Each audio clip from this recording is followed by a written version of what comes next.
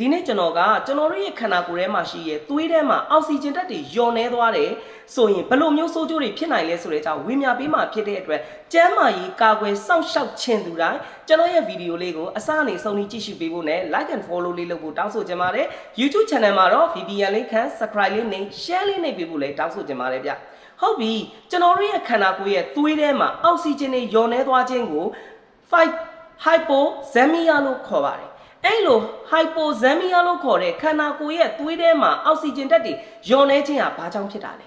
ကျွန်တော်တို့ရဲ့ခန္ဓာကိုယ်ကအတွက်လိုအပ်တဲ့လုံလောက်တဲ့အောက်ဆီဂျင်ဓာတ်တွေလုံလောက်စွာမရရှိခြင်းကြောင့်ပဲဖြစ်ပါတယ်ဒါဆိုရင်ဒီလိုမျိုးအောက်ဆီဂျင်ဓာတ်တွေလုံလောက်အောင်လိုအပ်တဲ့လောက်ကိုမရဘူးဆိုရင်ဘယ်လိုမျိုးဆိုးကျိုးတွေဖြစ်လာစေနိုင်လဲဆိုရင်တော့နံပါတ်1အသက်ရှူရအရန်ခတ်လာတယ်မောပန်းလွယ်လာတယ်ပြီးလို့ရှိရင်အသက်ရှူကြက်လာတယ်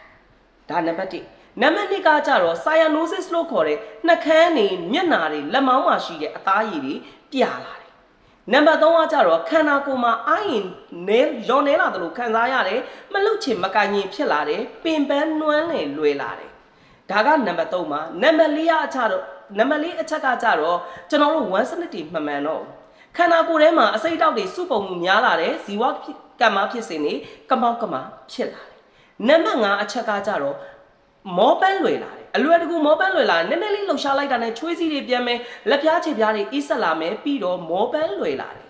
နံပါတ်6အချက်ကကြတော့နှလုံးခုန်လုံးတွေမြန်လာတယ်သွေးပေါင်တွေကျလာတယ်သွေးတွင်းအစိတ်တောက်တွေများပြီးတော့အားရှိအလွယ်တကူငိုင်မြီးမှုတွေကိုခံစားရစေလာနိုင်တယ်နံပါတ်9ကတော့အဆိုးဆုံးဖြစ်ပါတယ်ရုတ်တရက်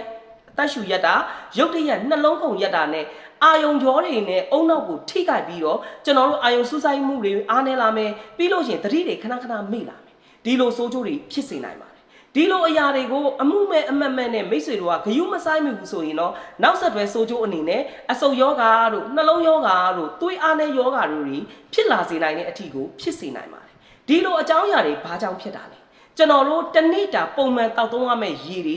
လုံလောက်စွာမတောက်လို့ဖြစ်တယ်လို့ကျွန်တော်တို့တောက်သုံးရမယ့်ရေကခန္ဓာကိုယ်အတွက်အကျိုးပြုတဲ့ရေတွေမဖြစ်နေလို့ပဲဖြစ်ပါတယ်ဒါဆိုခန္ဓာကိုယ်အတွက်အကျိုးပြုတဲ့ရေဆိုတာအင်္ဂါရက်၄ရက်နဲ့ပြည့်စုံဖို့လိုပါတယ်နံပါတ်1အချက်ကကြတော့တန့်စင်ကြည်လင်နေဖို့လိုသလိုယောဂနဲ့ပုံမွားကင်းစင်ဖို့လိုပါတယ်နံပါတ်2ကကြတော့ခန္ဓာကိုယ်အတွက်အကျိုးပြုတဲ့ mineral ဓာတ်သတ္တုတွေဖြစ်တဲ့ calcium နဲ့ magnesium တွေဓာတ်တွေပြည့်ဝနေဖို့လိုပါတယ်နံပါတ်3ကတော့ကျွန်တော်တို့စားတောက်လိုက်တဲ့အစာအသောက်တွေကအစိတ်တောက်တွေကိုဖြည့်ရှင်းပေးနိုင်မှုအတွက် alkaline ဖြစ်ဖို့လိုတယ်နံပါတ်4ကတော့ခန္ဓာကိုယ်ရဲ့ကိုအလွယ်တကူစိတ်ဝင်နိုင်မှုအတွက် molecule သေးဖို့လိုပါတယ်ဒီလိုအင်္ဂါရက်တွေနဲ့ပြည့်စုံတဲ့ရေကိုထုတ်လုပ်တဲ့ဆက်လေးအကြောင်းသိချင် CB မှာလာမေးလို့ရပါတယ်အားလုံးကိုကျေးဇူးတင်ပါတယ်